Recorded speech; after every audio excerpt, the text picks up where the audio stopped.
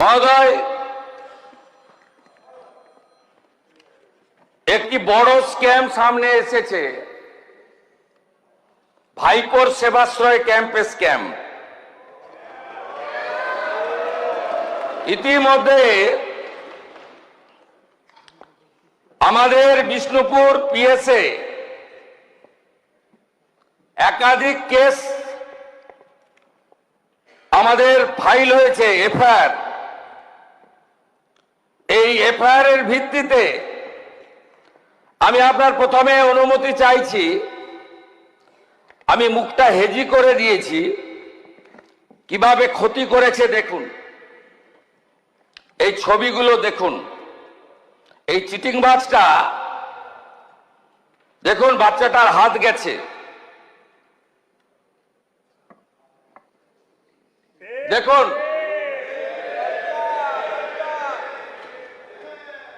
দেখুন আরেকটা বাচ্চাকে কিভাবে বিকলাঙ্গ করেছে দেখুন।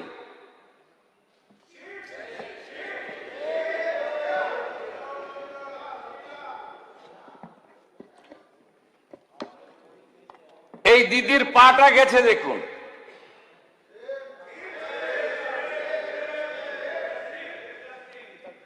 এ যেটা করেছে এই চিটিংবাজ ভাইপো, আল্ট্রাসোনোগ্রাফি মেশিন বাইরে নিয়ে গেছে, এক্সরে মেশিন বাইরে নিয়ে গেছে, সরকারি হসপিটালের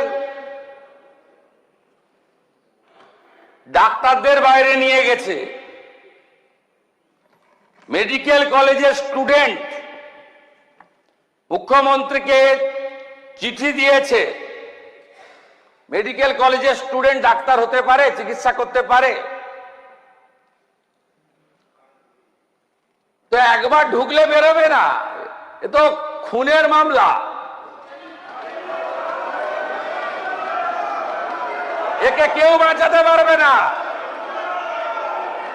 এই চিটিংবাজ ভাইপোকে কেউ বাঁচাতে পারবে না। আগে তো সবকে তুলবো।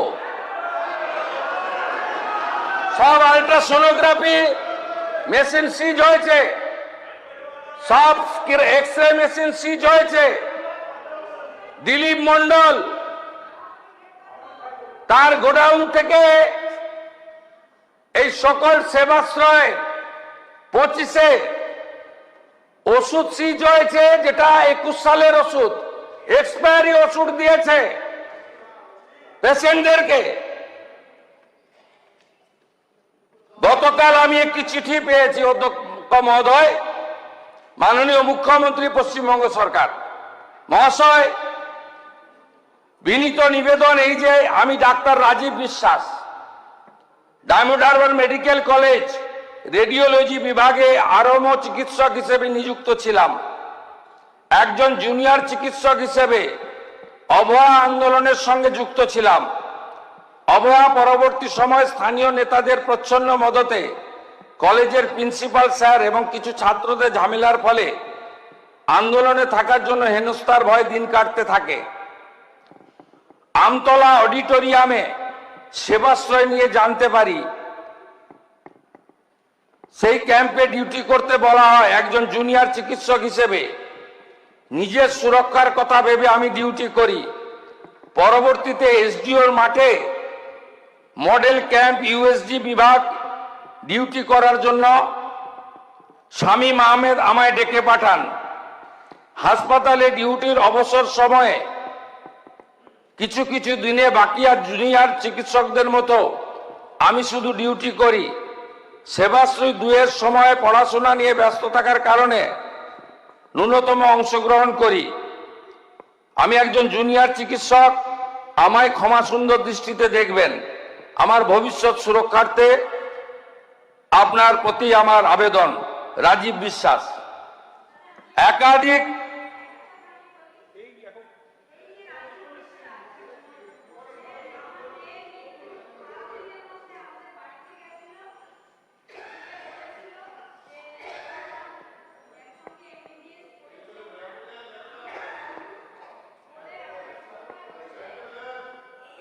এখন আমরা এটা ছাড়বো না।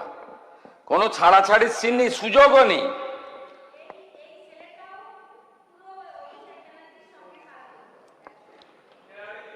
আমাদের অ্যাকশন টেকেনের রিপোর্ট আপনাদের বলে দিই। আমি তো অনেকগুলো বিষয় বলেছি, ছবি দেখিয়েছি। আমরা এফআইআর এর পরে যে এফআইআর এর নামগুলো অ্যাকিউজড হিসেবে পাওয়া গেছে, আমি তদন্তের প্রক্রিয়ার স্বার্থে নামগুলো এখানে বলছি না। আমরা যে অ্যাকশন টেকেন নিয়েছি 7/7/2024, আমরা letter sent to honourable doctor Ajit Kumar Mahanti, secretary department of atomic energy GOI। 7/7/2026 letter sent to honourable AK Balasubramaniam, chairperson atomic energy regulatory board of India, having the office of the Niyamak Bhavan, Mumbai, Maharashtra. 7/7/2026 letter to principal secretary department of health এবং family welfare. 17/7 letter sent to chief medical officer, south 24 Pargana. 15/7 seize some document and photograph related for those medical camp from the complainant. তারপরে আমরা যেগুলো করেছি, X-ray machine সিজ করেছি, আমরা USD machine সিজ করেছি, আমরা expiry সমস্ত ওষুধ সিজ করেছি। এবং এই খাতে পূর্ব মেদিনীপুর জেলা শাসক এবং দক্ষিণ 24 পরগনা জেলা শাসক ডায়মন্ড হারবার এবং নন্দীগ্রামের সেবাশ্রয় প্রকল্পের মাধ্যমে সরকারি যে অর্থ ব্যয় হয়েছে, সরকারি যে ডাক্তারদের ডিউটিতে লাগানো হয়েছিল, সেগুলো আমরা করেছি। আমি মাননীয় সদস্য দেবাংশু পণ্ডা মহোদয় গতকাল যে অভিযোগ করেছিলেন, তার ভিত্তিতে আমি সবাকে এবং বাংলার জনগণকে আশ্বস্ত করতে চাই যে আমরা এই ব্যাপারে রাজ্য পুলিশের CID, STF, দক্ষিণ 24 পরগনা জেলা পুলিশকে নিয়ে, তার সঙ্গে আমাদের মেডিকেল এক্সপার্টদের নিয়ে আমরা ব্যাপক অভিযান এবং ব্যাপক তদন্তের কাজ করছি। মানুষের জীবন নিয়ে যারা ক্ষতি করেছেন এবং এই ক্যাম্পে যারা ক্ষতিগ্রস্ত হয়েছেন, তাদের প্রত্যেকটি অভিযোগকে FIR হিসেবে ট্রিট করা হয়েছে। এবং আপনারা নিশ্চিন্ত থাকুন, এত বড় জঘন্য অপরাধ এই পশ্চিমবঙ্গে এই মেডিকেল ক্যাম্প নিয়ে ভাইপো করেছে, তার সাকরেতরা করেছে, তাদের একজনকেও ছাড়ার কোনো সিন নেই। সময় কথা বলবে, টাইম উইল স্পিক।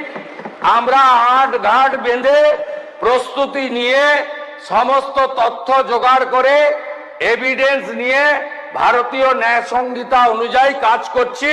যথা সময়ে বৃক্ষ তুমি কে, ফলে না পরিচয়তে। ভালো থাকবেন।